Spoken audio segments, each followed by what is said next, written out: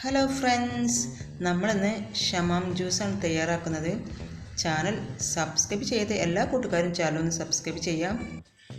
നമുക്ക് ഷമാമിൻ്റെ തൊലി ഒന്ന് കളയണം. തൊലി കളഞ്ഞിട്ട് ചെറുതായിട്ട് കട്ട് ചെയ്തെടുത്തതാണിത്. ഇതിലേക്ക് ഇടുന്നുണ്ട്. ഇതിൻ്റെ കൂടെ തന്നെ ഒരു പൂവൻ പഴം തൊലി കളഞ്ഞിട്ട് ഇതിലേക്ക് ചേർത്ത് കൊടുക്കുക. പൂവൻ പഴം കയ്യിലില്ലെങ്കിൽ 2 മൈസൂർ പഴം ചേർത്താലും മതി. 5 ഏലക്കായ ഇതിലേക്ക് ഇടുന്നുണ്ട്. നല്ല തണുത്ത പാലാണ് ഇതിലേക്ക് ഒഴിച്ച് കൊടുക്കുന്നത്. ആവശ്യത്തിന് പഞ്ചസാരയും ചേർത്ത് കൊടുക്കുക. മധുരമൊക്കെ നിങ്ങളുടെ ഇഷ്ടത്തിനനുസരിച്ച് ചേർത്ത് കൊടുക്കുക. ഇനി നമുക്ക് ഇത് നല്ലപോലെ അടിച്ചെടുക്കാം. നമ്മുടെ ജ്യൂസ് ഇവിടെ റെഡി ആയിട്ടുണ്ട്.